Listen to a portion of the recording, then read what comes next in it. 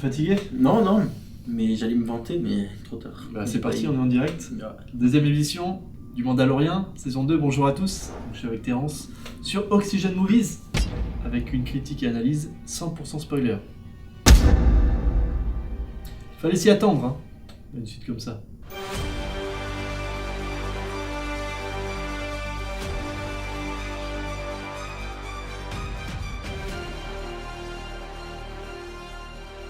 Premier petit cadeau ce soir, un petit cadeau sympathique.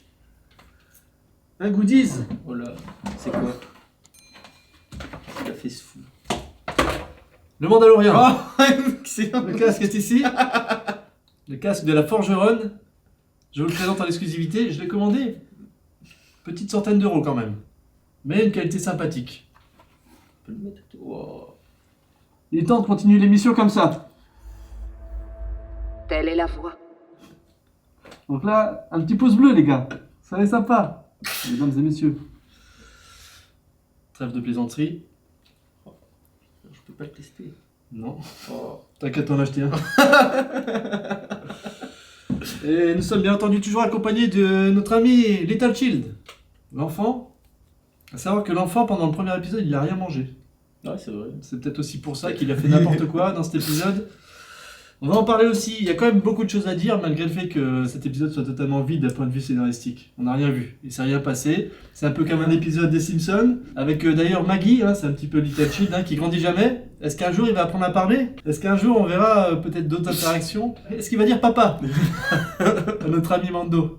Cet épisode, il est joli, il est spectaculaire. Ouais. Hein, il y a de belles choses. On va parler du titre déjà.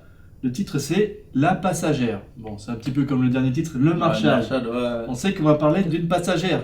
Donc on part sur une belle scène d'ouverture dans le désert de Tatooine. Le retour de l'enfant prodige avec son maître, l'armure sur le dos, la moto, le jetpack. Ouais. On rentre chez nous tranquillement et d'un seul coup, un piège, une embuscade. Embuscade. C'est Boba Fett. Ouais. Boba Fett, il met en place une embuscade. Le problème, c'est que ça aurait été trop bien d'un coup en fait. Ça aurait été trop. Là, je me suis dit, là, je vais pleurer. L'épisode commence à être magique. Alors, je ne sais même pas si ce piège était destiné directement à Mando. Mais en tout cas, l'enfant. Et bien là, il s'envole du sac. Heureusement que c'est du sable, c'est confortable. Et la moto jet qui passe juste à côté du casque de Mando. Ça aurait été énorme qu'il le prenne en plein visage. Et moi, c'est réaliste. Et là, on assiste à la première bagarre de l'épisode 2. Tellement drôle dans la mise en scène. On me fait penser à un Jawa, celui qui est au fond. Là. Ouais, j'ai pensé la même chose. C'est peut-être un Jawa déchu. Il est un petit peu masqué, habillé, avec son petit couteau. Mais au début, il va aller chercher d'abord un gros flingue. Je sais pas pourquoi il avait pas pris tout de suite avec lui. Hein. Et là, Mando, très habile, comme d'habitude, avec son bras et puis son lasso, je sais pas trop quoi. Ouais, il ramène l'arme, il fait tomber tous les autres. Ouais, là. il met un coup. Et là, dernier plan de secours pour ce petit vicelard là, qui va dire je vais m'en prendre à un gosse. Comme ça, je vais récupérer le butin. De toute façon, il a vu qu'il y avait l'armoire, ça recommence. L'armure de Mando, qui est très précieuse. Donc c'est dit, je me découpe le petit si tu me donnes pas ton armure. Mando, toujours aussi stoïque et calme, impressionnant. On se demande s'il maîtrise vraiment la situation, parce que si d'un seul coup l'autre il décide de couper la tête Little Child, c'est fini la série. Il n'avait pas le droit. Donc en gros, Mando propose le jetpack. C'est ça. Ça parlemente un peu. En guise d'échange, on libère l'enfant, tu te prends le jetpack, tu pars sans faire d'histoire. Il tombe dans le panneau, il dit d'accord, je prends. Et après il se barre, il balance son couteau. Alors je sais pas pourquoi. Comme s'il avait son petit butin et qu'il allait se faire attraper, mais il est un peu couillon, c'est dans l'absolu. Après Mando, il peut lui refoutre un coup de feu. La scène est assez amusante, on le voit partir. Ouais. Et d'un seul coup, le petit coup de tut. Et là, c'est génial, hein, c'est une scène de. La mort la plus drôle de l'histoire de Star Wars. Je sais pas s'il meurt de rien, hein, mais. Bah, t'as vu à quelle hauteur ouais, c'est... Moi, je pense qu'il est sec. Bah, il nous a bien fait rire malgré tout, c'était une mort comique. Moi, j'ai kiffé. Et bah, le problème, c'est que maintenant, Mando, il a plus de motojet. Donc il a fait un petit peu en mode guerrier dans le désert. Bah, il a fait comme le Marshal, sauf qu'il n'est pas tombé. Ah, il a été moins faible que le Et Marshal. il avait en plus derrière lui sur les épaules donc la grande barre avec le bébé, c'était l'armure épreuve, de Boba Fett. Et il a mis une musique un peu à la Top Gun là, j'ai trouvé ça un peu décalé. Mais moi bon, c'est l'épreuve d'accord. Koh-Lanta quoi qu'il faisait avec son truc. Et... Il n'est pas tombé, sinon le char des sables serait arrivé, on aurait tout embarqué, on aurait recommencé l'histoire. Donc retour sur Mos Eisley, hein, la ville que l'on a découvert dans l'épisode 4. Mando qui se rapproche de la cantina, un lieu que l'on connaît par cœur. Et là, il va rencontrer Pelimoto, hein, en train de jouer aux cartes avec une grosse fourmi géante. Elle dit au Mandalorien de donner des sous à la fourmi, parce que c'est lui qui a besoin de sous parce qu'il va gagner ou un truc comme ça. Et du coup, elle derrière, elle fait genre elle va perdre et derrière, elle rafle la mise. En tout cas, Mando récupère de nouvelles informations grâce à cet échange par rapport à la recherche ultime du Mandalorien. C'est pour ça qu'il est là, à la Ouais. base. C'est pour aller chercher des Mandaloriens pour trouver le chemin pour amener le bébé Yoda jusqu'à son peuple. Mando, il a déjà un bébé dans les bras, il fait la nounou, et maintenant on va lui foutre Une une grenouille. mission de taxi, un petit Uber, avec un crapaud femelle qui porte des embryons, des œufs, sans déconner. Ouais. C'est marrant, c'est drôle, mais on se moque des Mandaloriens, je sais pas.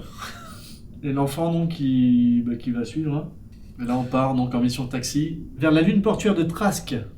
La seule chose qu'il faut comprendre, c'est qu'à l'intérieur du vaisseau, il y a des œufs, des embryons, qu'il faut absolument protéger, ça fait partie de la mission. Interdit la vitesse lumière, sinon les embryons sont morts. Ouais. Et bon. Et on a un enfant, un Little Shield. Alors attention, parce que la musique est faite pour que l'on croie que c'est une scène épique, mystique, magnifique. Et finalement, on se rend compte qu'il n'en est rien. L'enfant veut une seule chose, c'est les avaler, les gober, comme de la nourriture. Enfin, il utilise la force et C'est tout. ça. Putain, il va les mettre au monde ou quoi? moi, C'est j'ai un truc pensé de ouf. aussi. Il se retourne pour regarder, et d'un seul coup, il va en manger un. Et donc Mando, il s'en rend compte un petit peu comme un papa qui a pas fait son boulot. Il est un petit peu vicieux, ce Il est Little malin. Shield, là. Il est malin. Parce qu'il est capable de soigner, comme il est capable d'étrangler Ah aussi. ouais, comme il est capable de bouffer. Va-t-il peut-être basculer du côté obscur et faire de l'électricité? Après, on sait pas. On va dire que la responsabilité de Mando est énorme. C'est lui qui l'a sous sa tutelle. Attention, l'éducation c'est important. Ouais. Petit message à tous les enfants. Et les parents. Les parents, surtout. Ouais. Voilà, surveillez vos enfants. Et là, un contrôle de la police de l'espace. On s'y attendait pas, il y a des flics dans l'espace. Et oui. Donc là, 2 flics en l'occurrence de la Nouvelle République. C'est un contrôle simple. Et là, Mando, du coup, il espère qu'une chose, c'est que la patrouille parte. Ouais. Et la patrouille n'a pas de boulot, elle a rien à faire d'autre. Donc elle reste avec Mando en attente de ce document.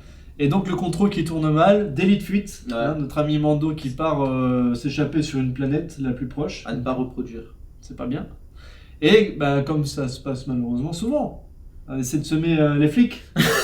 Et derrière, petit crash, petit accident. Ouais, on Je sais se plus comment crache, c'est arrivé d'ailleurs, comment ils ont fait pour se cracher. C'est comme s'il coupait le moteur de l'appareil chute pour qu'il descende au plus vite et pour pas que les mecs puissent le rattraper derrière. Juste avant d'atterrir, il redémarre tout, il essaie de faire repartir le vaisseau et le vaisseau il se Donc, crache, ouais, il se crache. Il a un après, petit peu merdé en fait, Ouais, pour le c'est- pilote. Il a bien géré le coup, mais à la fin, voilà, à la fin, voilà, c'était Ah, pas ça trop va, ça. Les flics ont disparu, trop dangereux, merde, on a fait une connerie, on a poussé le mec à se cracher. Donc on va peut-être laisser On tomber. fait demi-tour et on ferme les yeux, les gars. Voilà, ferme les yeux, pas de contravention. Alors, on passe totalement du très chaud au très très froid. Et entre-temps, l'enfant il a mangé encore un œuf, non? Il me semble. Là, Mando il en a ras-le-bol, il dit arrête un peu, là, Ouais. quand même, on est en mission et tout. Petite discussion entre Mando et la femme crapaud. Et il manque un œuf là-dedans. C'est pas normal. Et Mondo qui lui dit je parle pas de crapaud. Ouais, donc on prenne d'eau. Il n'y a pas d'échappatoire à ce moment-là. Tout le monde fait la sieste, petit somme, l'accord est caduc, on ne pourra jamais sauver les embryons parce que là on n'a pas trop le temps. Mm. Et la réaction, la femme crapaud est une technicienne et est capable de mettre en place un système de translator Ouais, c'est ça, Traducteur. traducteur. Ouais. pour s'adresser à Mando. Mm. Voilà, donc là Mando il faisait son petit somme Et tu ne quoi et on la voit un petit peu dépitée cette petite femme. Ouais. Qu'à la base le contrat c'était sauver les embryons, on la sent quand même mal. Elle interprète très bien son rôle, très très bien. Elle fait directement allusion au code. Ah Au oui, code des ah oui, Mandaloriens. c'est vrai. C'est ça, excellent. pour ça que Ah Mando oui. il percute, il dit Oui, ah oui, putain oui, mon oui, code. oui, c'est ça. c'est Mando ça. il a toujours sa Bible dans son véhicule, la Bible du C'est Mando, et du coup ouais, j'ai pas le droit, laissez Ah. passer ça, c'est pas possible. Et du coup, lève-toi et mets-toi à bosser là. Il a peur de voir la femme de la forge et lui dire mon petit bonhomme, tu viens de perdre ton grade sur l'épaule. Ça aurait pu. Donc il a dû penser à ça. Du coup il s'est improvisé mécano. Et là on l'a vu plutôt à l'aise avec ses outils. Ouais. Il fait des réparations, des soudures, et notre ami bébé, Baby Yoda, il dit et là-bas, là-bas, elle est C'est ça. partie. Il voit des traces. Ah, il sait pas parler toujours, il fait des bruits un peu bizarres. Il fait comprendre que la femme est partie donc en direction d'une grotte, vers C'est l'inconnu. Instinct de survie peut-être encore on va dire. Peut-être que ce batracien a senti que là-bas il y avait une source d'eau chaude. Et au début on croit qu'elle prend son petit bain, telle une princesse dans un hôtel. Ah, le taxi, l'hôtel, vrai. tranquille. Et donc Mando, c'est pas bien, elle est partie. Ouais. On se rend compte qu'elle est dans son bain et finalement on voit qu'elle fait réchauffer ses œufs. Sauf que Mando il fait comprendre qu'on n'a pas trop le temps de prendre un bain, il prend les œufs, il les met dans le seau. Après on voit l'enfant qui part mettre sa main L'enfant, pour... il veut aider. Il fait semblant d'aider, je vais t'aider, il regarde un peu, tac, tac. Et là, non, pas bien. Puis il tape sur la main, je sais pas quoi. Et donc l'enfant est un peu vexé, Ouais, il dit, non. je sais pas bien ce que j'ai fait. Et il a senti, et quand il a ça, il a senti qu'il y avait d'autres aliments à proximité.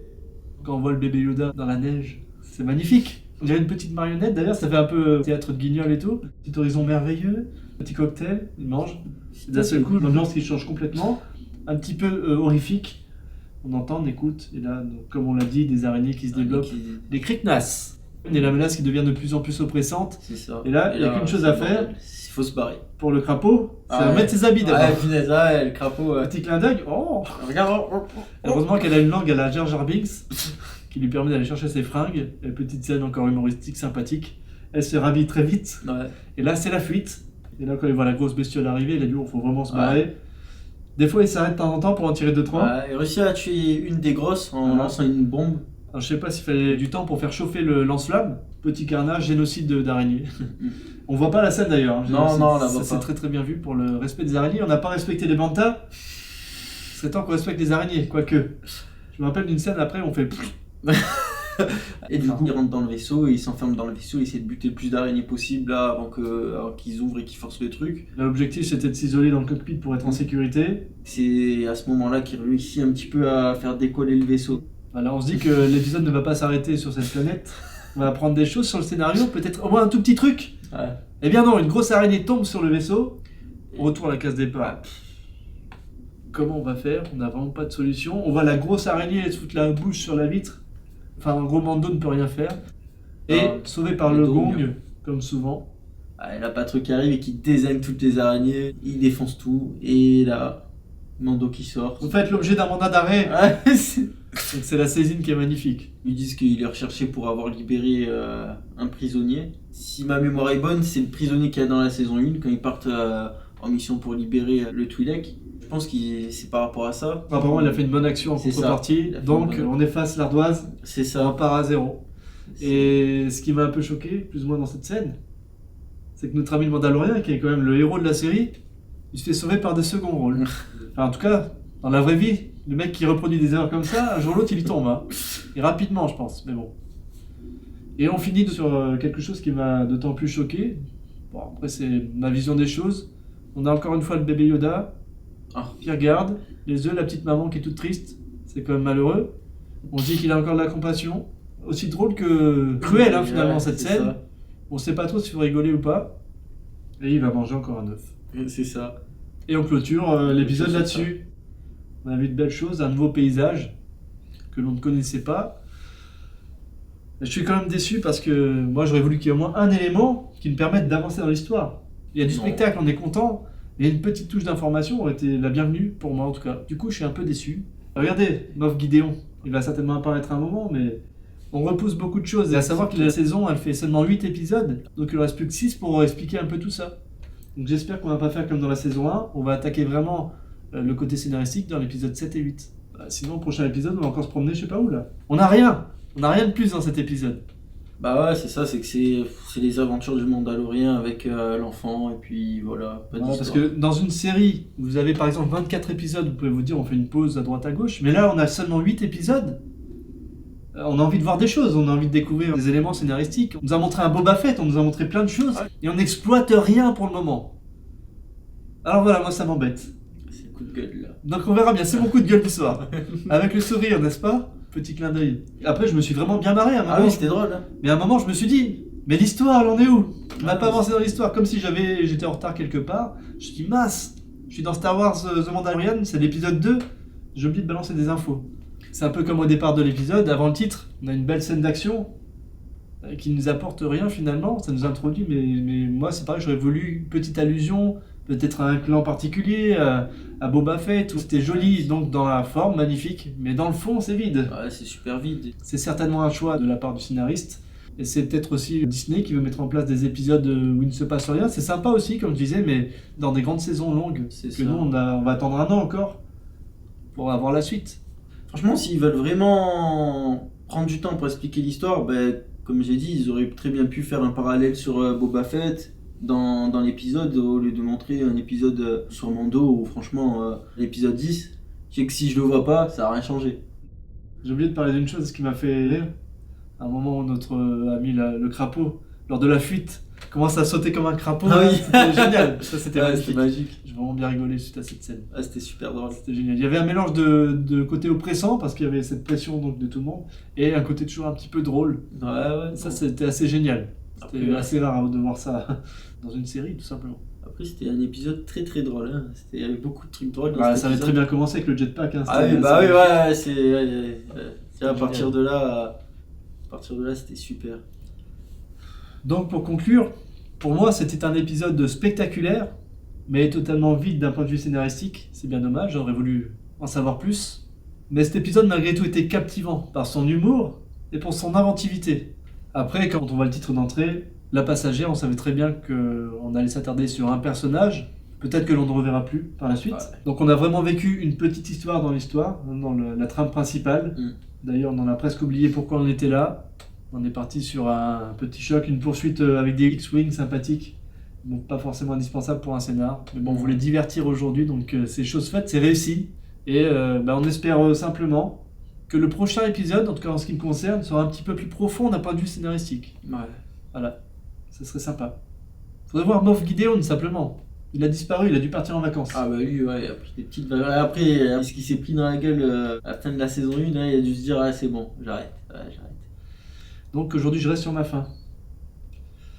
Contrairement à lui, l'enfant. Voilà. Hein? T'as fait ton petit rot? Tranquille. Là, il va bien C'est dormir. pas bien ce que t'as fait. Tu vas voir comment on va en parler à tout ton peuple là-bas. Hein? Ah ouais. C'est dommage. Enfin, c'est drôle. Peut-être. Donc cette vidéo se termine. Merci de nous avoir écoutés jusqu'au bout. N'hésitez pas à réagir dans les commentaires. Hein, soyez critiques. Et je vous propose même que vous posiez des questions et que nous y répondions dans la prochaine vidéo. Ouais, Ça peut se faire. ça peut être sympa. Il n'y a peut-être pas de questions, mais c'est pas grave. Ouais. Donnez-nous également des informations par rapport à vos connaissances de Star Wars. Hein. Moi, je suis demandeur. Un maximum de partage, des abonnements. Et si vous voulez soutenir la chaîne, n'hésitez pas à nous laisser un pouce bleu. Ça ferait grand plaisir. Un petit temps d'arrêt, une petite halte scénaristique dans cet épisode. Maintenant, il est temps d'avancer. Hein, je compte beaucoup sur la suite. J'espère qu'on sera enchanté de vous présenter le 3e épisode très bientôt, qui sortira vendredi prochain d'ailleurs. Donc soyez au rendez-vous sur Disney+, toujours. Est-ce que vous pensez que le scénario va décoller? Est-ce que, d'après vous, on reverra Boba Fett? Est-ce que les Jedi vont apparaître? J'aimerais voir des sabres laser, bon sang. Et la forgeronne aussi. La forgeronne, j'ai acheté le casque. Donc il faut qu'elle repasse à l'écran. Hein? Moi je l'aime bien la forgeronne, elle est stylée. Franchement, elle a un beau casque. Ouais, j'aime bien. Classe. On veut du scénar dans l'épisode 3. On attend que ça. Voilà. Sinon, on va faire une bêtise. On On va boycotter l'épisode 4. Non, je plaisante, on peut pas se permettre de faire ça. À très bientôt. Ciao, ciao.